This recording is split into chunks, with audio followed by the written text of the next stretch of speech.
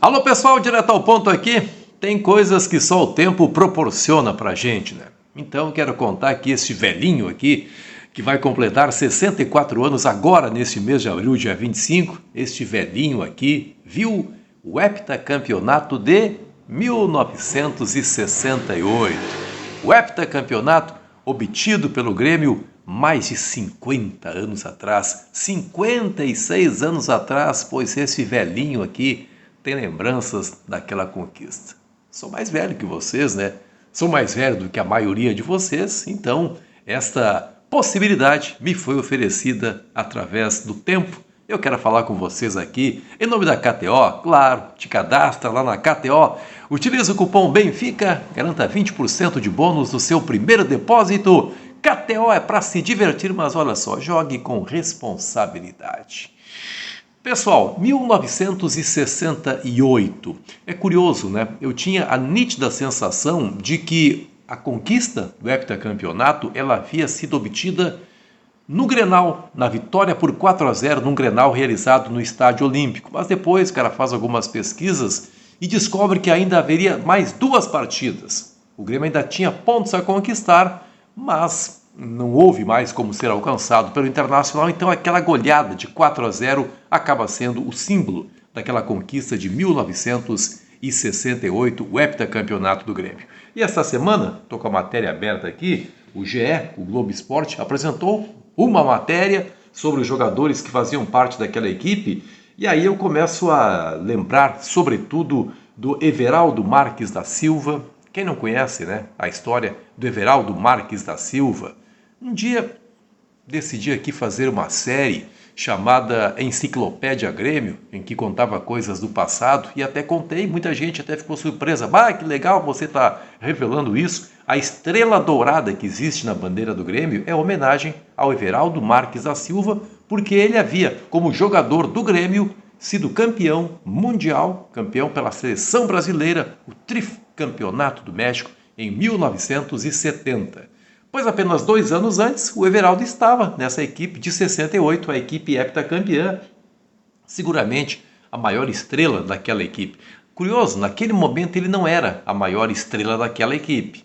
Ele viria a ser depois, entraria para a história, todo mundo sabe a história do Everaldo, pela conquista no México.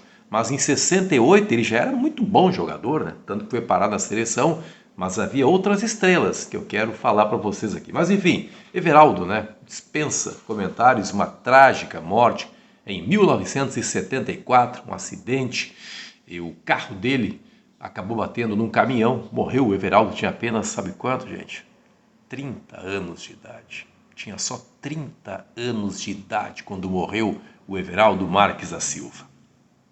Aquele time também tinha o goleiro Alberto, uma história fantástica também, goleiro que iria para a seleção brasileira. O Alberto também estava cotado para jogar a Copa do Mundo no México em 70, mas aí teve um problema de renovação de contrato com o Grêmio, tomou uma geladeira, ficou 1 ano sem jogar e depois acabou não tendo mais sequência no Grêmio, mas era um goleiro fantástico.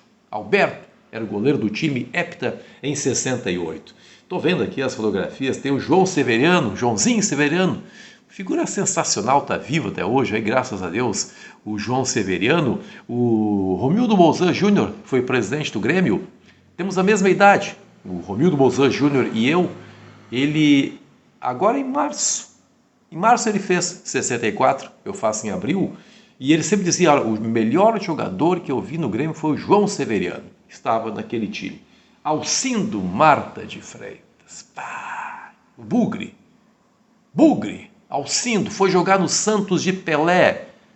Sabe quem é que recomendou a contratação dele para jogar no Santos do Pelé? O próprio Pelé. Olha o que era o Alcindo Marta de Freitas, que fez gols naquele jogo, naquele Grenal, naqueles 4-0 de 1968.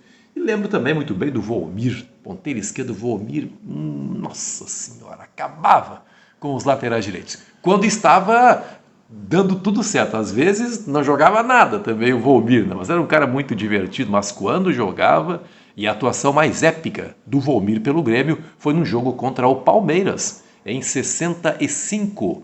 Ele foi marcado pelo Djalma Santos, que era lateral direito da seleção brasileira, bicampeão mundial Djalma Santos, 58, 62, o Grêmio meteu 5-1 no Palmeiras e o Djalma Santos não viu o Volmir. Para mim, aquelas foram as figuras mais marcantes. Tem alguma lembrança assim também do Sérgio Lopes, o fita métrica, mas o Sérgio Lopes não foi titular o tempo todo naquela campanha. Então, 1968, eu tenho essas lembranças aí.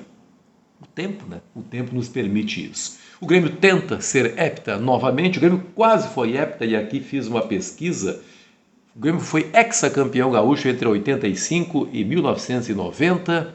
85, tinha o Paulo Bonamigo naquela equipe, lembro de um Grenal, um gol de fora da área feito pelo Paulo Bonamigo. Depois, time de 86, time de 87, treinado pelo Filipão, Luiz Felipe Scolari, na sua primeira passagem pelo Grêmio. Antes daquela vitoriosa em 95, o Filipão havia passado pelo Grêmio em 87. Mas aí foi campeão também em 88, aí foi tetracampeão, Otacílio Gonçalves, a época do Grêmio Show. Depois, em 89, foi campeão também, acho que o Claudião, Claudião mesmo, era o técnico do Grêmio, que teve uma campanha muito ruim, recuperação veio no final e acabou sendo campeão gaúcho. Depois, 1990 também, foi hexacampeão. Aí, quando seria hepta, em 91, acabou perdendo o título para o Internacional. É muito forte a possibilidade de ser heptacampeão nesse sábado e eu queria voltar um pouco no passado aí, voltar 56 anos e dizer para vocês, né, o velhinho... bem novinho você, né? Estará na arena nesse sábado, né? Deve estar pensando, perguntando para os mais velhos, como é que era aquele time? Pois esse velhinho aqui viu. Tá bom, pessoal? Perdoe aí o tom desse vídeo. Não tem grandes revelações, mas acho que é importante a gente fazer esse resgate do passado aí. Muita gente não viu, eu tive essa felicidade.